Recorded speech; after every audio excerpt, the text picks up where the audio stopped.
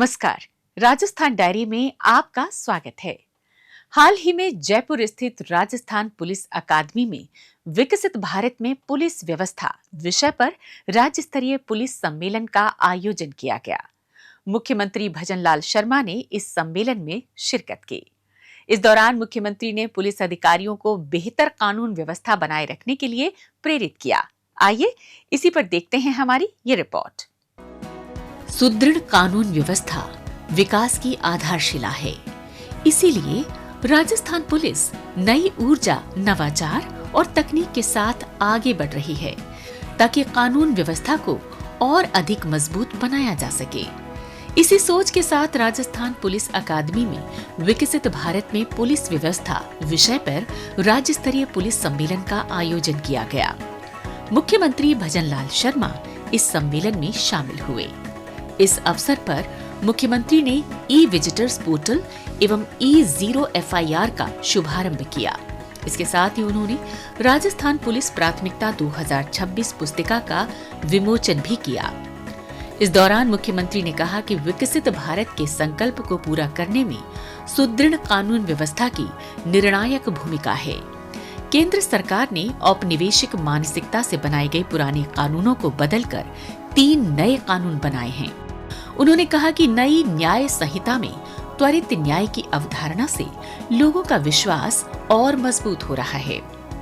मुख्यमंत्री ने कहा कि देश में लागू हुए 3 नए कानूनों के क्रियान्वयन के तहत प्रदेश में चरणबद्ध रूप से 7 वर्ष से अधिक सजा वाले मामलों में जांच FSL के माध्यम से कराने के लिए थानों को सुदृढ़ किया जा रहा है।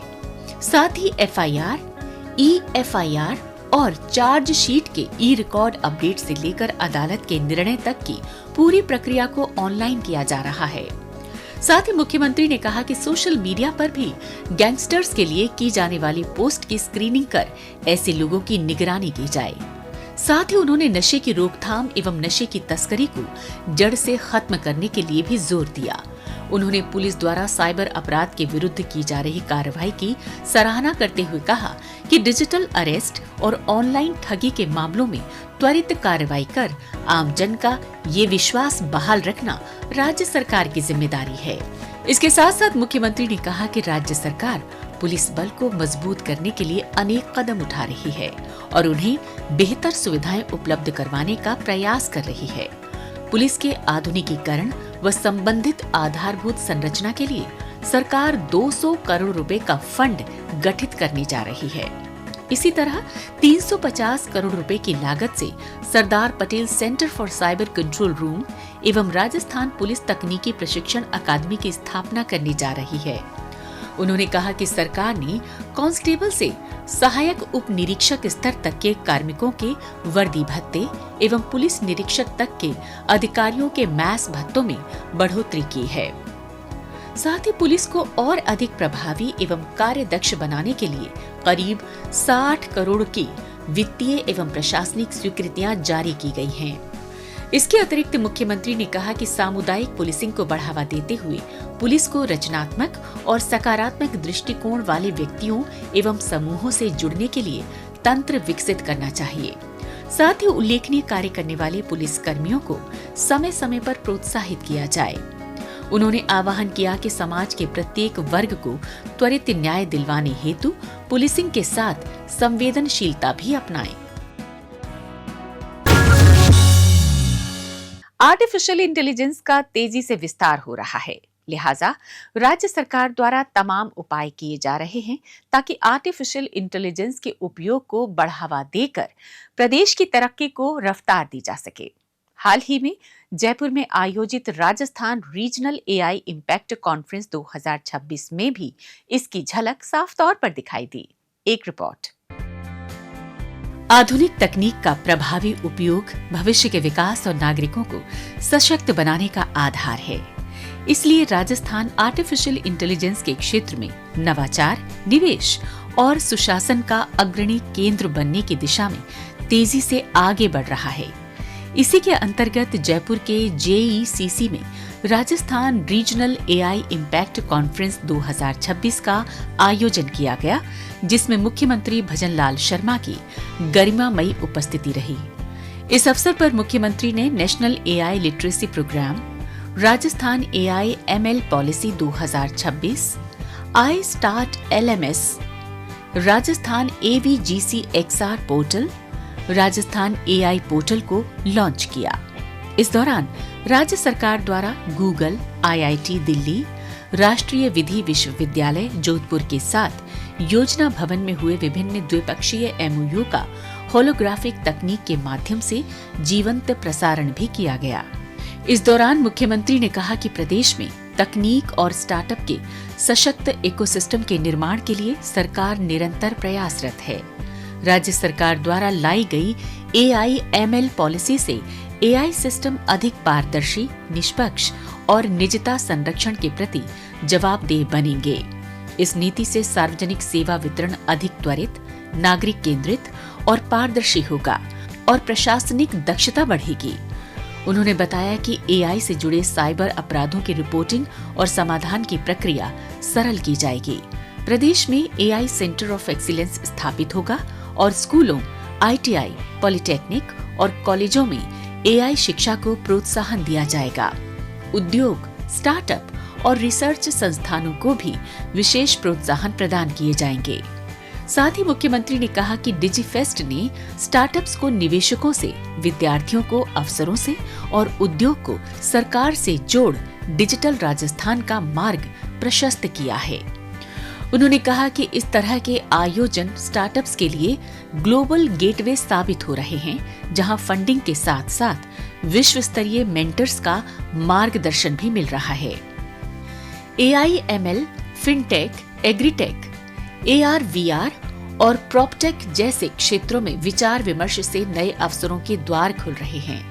इसी क्रम में मुख्यमंत्री ने कहा कि राजस्थान में 6 करोड़ 50 लाख से अधिक मोबाइल उपयोगकर्ता हैं और हर माह औसतन 81,000 करोड़ रुपए से अधिक के यूपीआई लेन देन हो रहे हैं।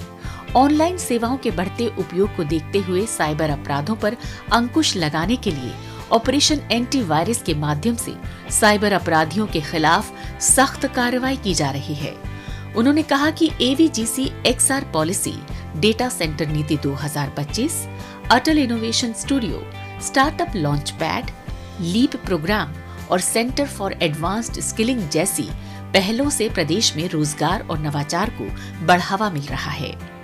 एआई के विस्तार के साथ साथ भी रोजगार के अवसर बढ़ेंगे। उन्होंने उद्यमियों, निवेशकों और युवाओं को राजस्थान में एआई के उभरते क्षेत्र में सहभागी बनने के लिए आमंत्रित भी किया।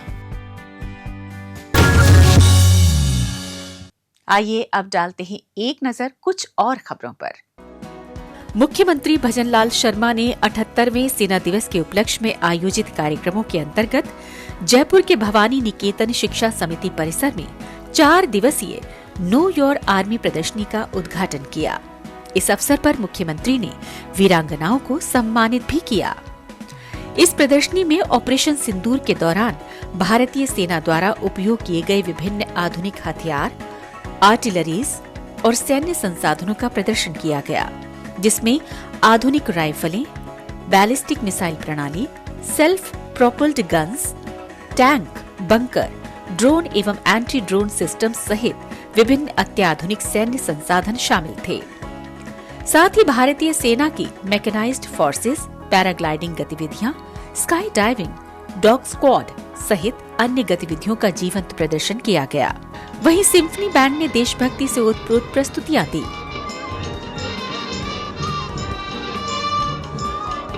इस अवसर पर मुख्यमंत्री ने कहा कि नो योर आर्मी प्रदर्शनी में अत्याधुनिक उपकरणों और युद्ध करने के तौर तरीकों की झलक मिलेगी। आमजन समझ सकेंगे कि कैसे हमारी सेना दिन रात सुरक्षा में तत्पर रहती है। साथ ही मुख्यमंत्री ने कहा कि भारतीय सेना हर देशवासी की ढाल, हर परिवार का भरोसा और राष्ट्र की आत्मा है। रेगिस्तान से लेकर बर्फीले सियाचिन तक हर मोर्चे पर हमारे जवान मुस्तैद खड़े हैं ताकि देश के नागरिक सुरक्षित रहें। मुख्यमंत्री भजनलाल शर्मा ने शासन सचिवालय परिसर स्थित राजस्थान संपर्क हेल्पलाइन 181 का निरीक्षण किया। इस अवसर पर मुख्यमंत्री ने परिवादियों से बात कर अधिकारियों को उनकी समस्याओं के त्वरित निस्तारण के निर्देश दिए। इस दौरान मुख्यमंत्री ने कहा कि राजस्थान संपर्क हेल्पलाइन 181 के माध्यम से आमजन की परिवेदनाओं का गुणवत्तापूर्ण एवं त्वरित निस्तारण सुनिश्चित किया जा रहा है। मुख्यमंत्री स्तर पर इसकी नियमित रूप से मॉनिटरिंग भी की जाती है। इस दौरान अधिकारियों ने मुख्यमंत्री को राजस्थान संपर्क हेल्पलाइन की कार्यप्रणाली, परिवादी की शिकायत पंजीकरण और फॉलोअप प्रक्रिया के बारे में विस्तार से बताया। मुख्यमंत्री ने कहा कि राजस्थान संपर्क हेल्पलाइन राज्य सरकार और आम जन के बीच संवाद का एक प्रभावी माध्यम है। इसके माध्यम से प्रत्येक नागरिक अपनी परिवेदना राज्य सरकार तक पहुंचा सकता है। उन्होंने अधिकारियों को निर्देशित किया कि कॉल सेंटर में दर्ज प्रत्येक समस्या का त्वरित एवं गुणवत्तापूर्ण समाधान हो, जिससे नागरिकों को संतुष्टि मिले।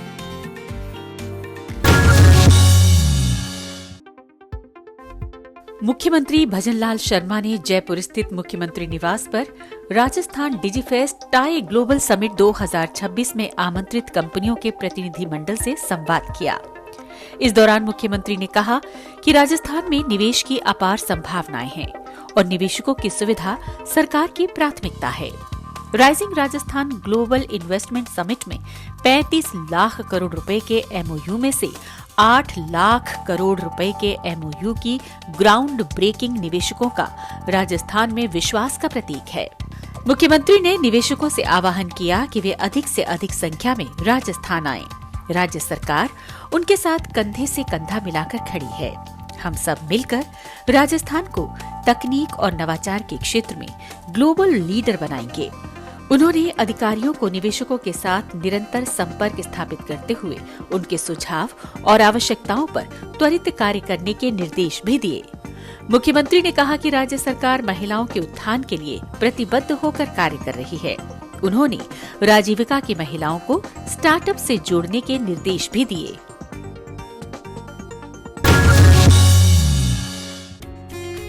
मुख्यमंत्री भजनलाल शर्मा ने 29वें राष्ट्रीय युवा महोत्सव में शामिल होने वाले प्रदेश के युवा प्रतिभागियों से जयपुर स्थित मुख्यमंत्री कार्यालय में संवाद किया। इस दौरान मुख्यमंत्री ने कहा कि युवा राष्ट्र के कर्णधार और भविष्य की सबसे बड़ी उम्मीद है। राज्य सरकार ने युवा कल्याण के लिए महत्वपूर्ण कदम उठाए हैं। उन्होंने प्रतिभागी युवाओं को प्रदेश के ब्रांड एम्बेसडर बताते हुए कहा कि सभी प्रतिभागी महोत्सव में प्रदेश का परचम लहराएंगे और पूरे प्रदेश के लिए प्रेरणा स्रोत बनेंगे। राज्य सरकार द्वारा स्वामी विवेकानंद की जयंती के अवसर पर 7 से 12 जनवरी तक युवा एवं खेल महोत्सव का प्रदेश, संभाग और जिला स्तर पर आयोजन किया गया। इसके अंतर्गत युवा कलाकारों को जिला स्तर पर 1000 रुपए, संभाग स्तर पर 1500 और राज्य स्तर पर 50,000 रुपए तक के पुरस्कार दिए गए। राष्ट्रीय यूथ आइकॉन पुरस्कार की तरह प्रदेश में राजस्थान युवा आइकॉन पुरस्कार और 1 लाख रुपए की नकद राशि से सम्मानित किया गया। राष्ट्रीय युवा महोत्सव में भागीदारी के लिए विकसित भारत यंग लीडर्स डायलॉग के लिए आयोजित प्रतियोगिता में प्रदेश के 44 युवाओं का चयन किया गया। साथ ही प्रदेश के 29 युवाओं को सामूहिक लोक नृत्य, लोक गायन, कहानी लेखन, पेंटिंग और भाषण जैसी प्रतियोगिता एवं 2 युवाओं को hack for social cause event के लिए चुना गया। राजस्थान डायरी में आज बस इतना ही। अगले हफ्ते राज्य की नई नई गतिविधियों की जानकारी के साथ हम फिर होंगे हाजिर। तब तक के लिए दीजिए इजाजत। नमस्कार।